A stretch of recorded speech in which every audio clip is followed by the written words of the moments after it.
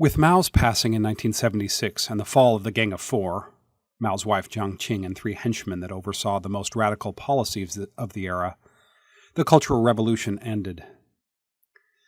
Deng Xiaoping skillfully moved Mao's chosen successor aside and in late 1978 launched a policy of openness and reform that started China on a path to power and prosperity that it enjoys today. It's hard to overstate how significant the changes were that Deng instituted at the Third Plenum of the 11th Party Congress in late 1978. In many ways, China changed more as a result of Deng's policies than it did as a result of the 1949 revolution. Even though the ruling party did not change, the nature of the CCP shifted dramatically. It became more meritocratic and technocratic and focused on results. Politics ceased to be a blood sport in which losers could rot in prison or be killed. The biggest changes, of course, were on the economic side, where Deng allowed free enterprise to flourish and launched a period of double-digit GDP growth that lasted for almost 30 years. Deng was committed to maintaining the power of the CCP, but implemented the four Modernizations, which called for revised development approaches in agriculture, industry, defense, and S&T that were best geared toward growth. His pragmatic streak was best exemplified by his famous saying that it doesn't matter if the cat is black or white, as long as it catches mice. On the same day relations with the U.S. were formally established on January 1, 1979, the PRC stopped its frequent bombarding of the offshore islands held by Taiwan and began the opening of economic activity between the two sides. Later in January of 1979, Deng made a much-publicized trip to the U.S., although it did not count as a state visit as his official title was only vice premier. Unlike subsequent Chinese leaders, Deng cared little for titles. Although as chairman of the Central Military Commission, he was unquestionably the most powerful man in China.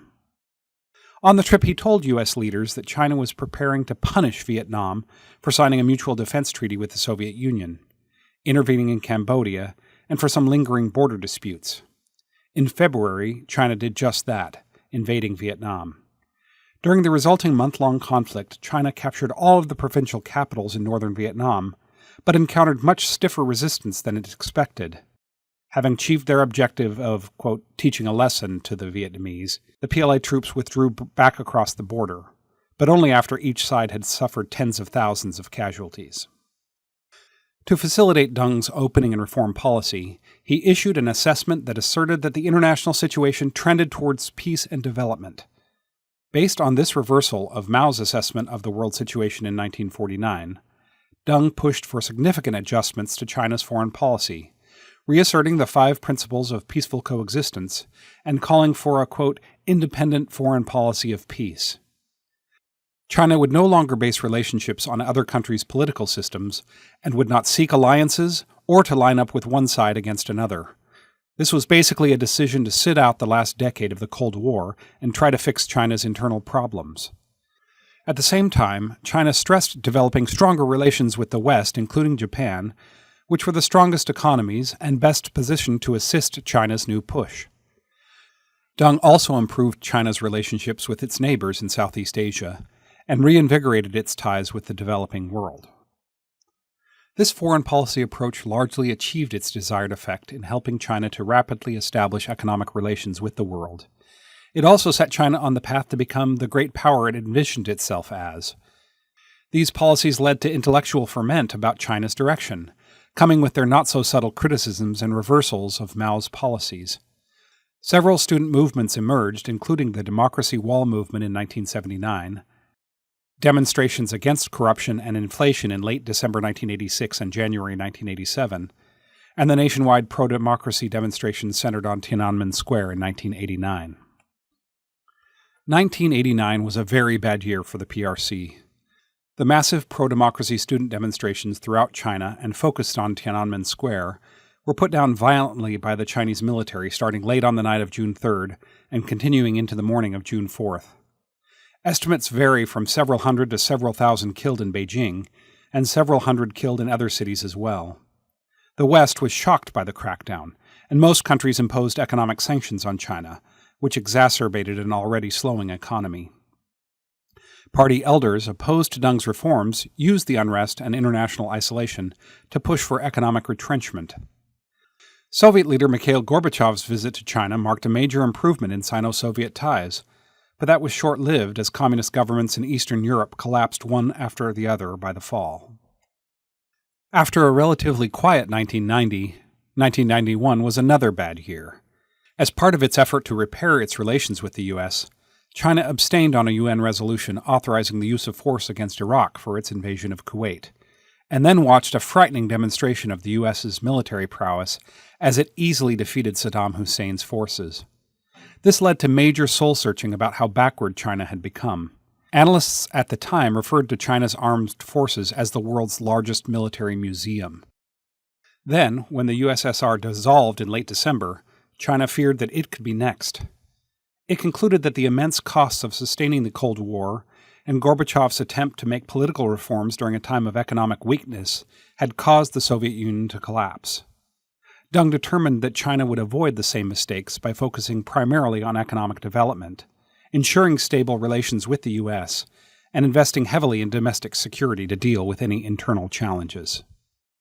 Facing this dramatically changed global environment, Deng summed up China's foreign policy with 7 key principles. Number 1, observe and analyze developments calmly.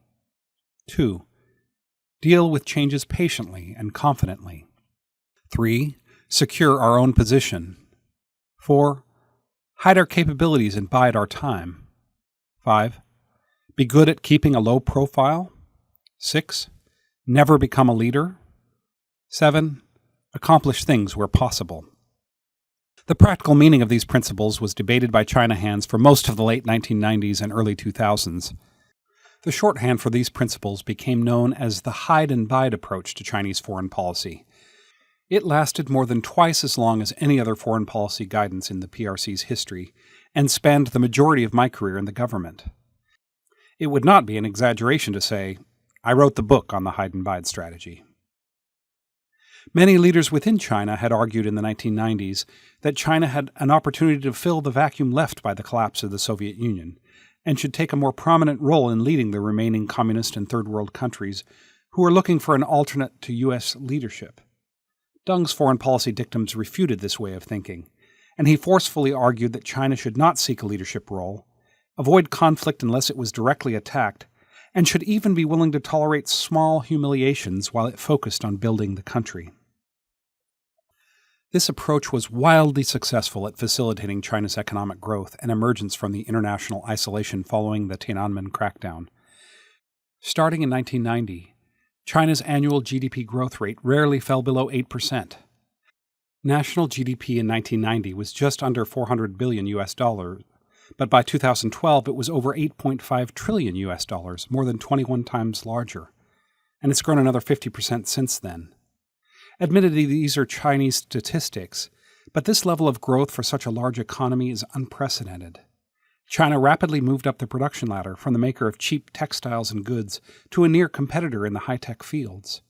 China also enjoyed stable relations with almost every country in the world during this time, experienced no armed conflict, and greatly enhanced its national stature.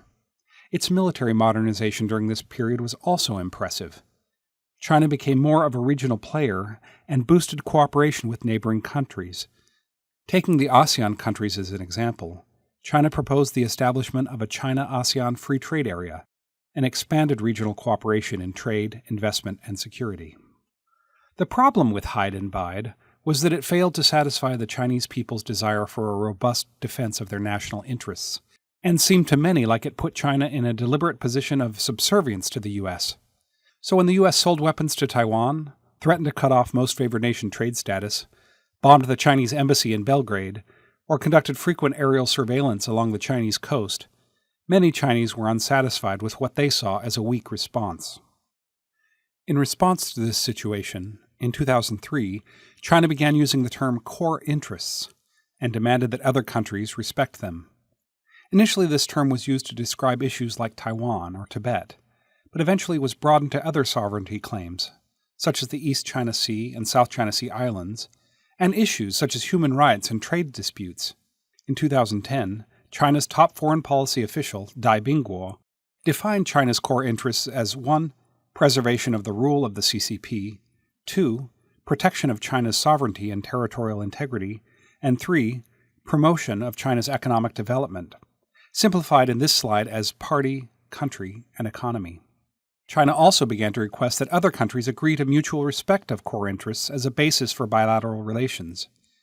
In 2008, after China successfully hosted the Olympic Games and rode out the global financial crisis, many in China became convinced that the U.S.-led West was in a state of decline. Because of this, opposition to Hyde and Bide broke out in the open. 2 books published during this time, China Dream and China is Unhappy, became bestsellers. In the first, Senior Colonel Liu Mingfu argued, China's big goal in the 21st century is to become world number 1, the top power. If China cannot become the top power, then inevitably it will become a straggler that is cast aside. As long as China seeks to rise and become world number 1, the U.S. will still be determined to contain it. The co-author of the second book said, Today, we are directly saying no to the West. Your ship has some problems, and we have to repair it. Not only do we want to go from third class to the first class deck, but we also want to make it to the ship's bridge and steer the ship in the right direction. Chinese President Hu Jintao and Premier Wen Jiabao, caretaker leaders of Deng's policies, successfully beat back this challenge for several years. Xi Jinping, however, who joined the Politburo in 2007, saw an opportunity to capitalize on this growing national confidence and shift China's foreign policy to make it more compatible with the Chinese people's aspirations. The Hyde and Bide approach had a great run and held sway in China for at least 23 years, and some even argue that it extended a few years into the Xi Jinping era. There was no official end of Hyde and Bide in the form of a government announcement or anything, but I mark its end at the start of Xi Jinping's tenure as General Secretary, because it was clear that he intended to kill it, even if it took him a few years to make a clean break. In the next lecture, we'll take a look at how Xi changed the course of Chinese foreign policy.